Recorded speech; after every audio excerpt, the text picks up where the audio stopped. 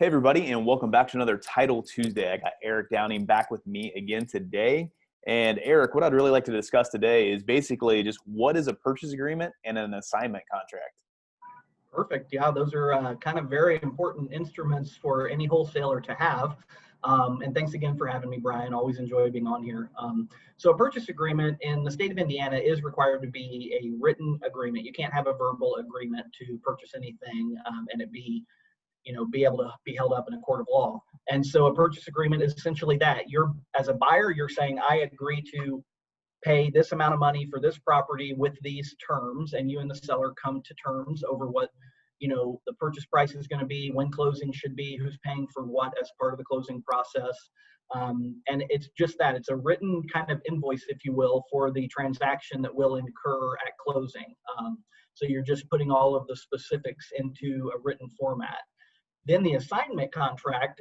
Now, when we have a wholesale document package we sell, we give an assignment addendum as part of the purchase agreement.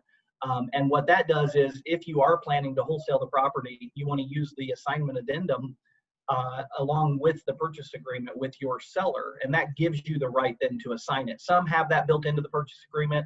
We have it separate so that the purchase agreement we provide you can really be used to buy anything. It doesn't have to be a wholesale. But the assignment addendum allows you then to assign that property. Then the assignment agreement is used with your end buyer. So you've said, okay, to the seller, you're going to sign the purchase agreement with me, and I'm going to agree to buy this property with these terms. The assignment agreement is essentially a piece of paper that you're selling the first purchase agreement. So you're not selling a property when you're assigning or wholesaling a deal.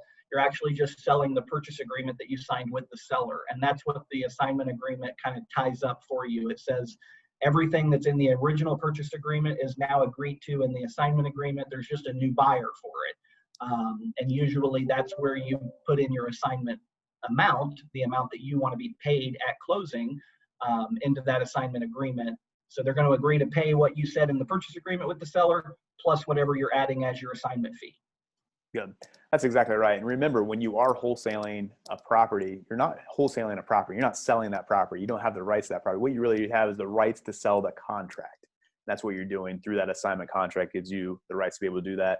And basically, Eric, just to give you guys a little heads up, Eric and I, throughout some of the other vlogs, the Title Tuesdays throughout this year, we are going to be doing a little bit of what's in your purchase agreement, what's in an assignment addendum or assignment contract, all those types of things. So we're going to be digging into kind of the nuts and bolts and really kind of breaking those down for you in future episodes and things.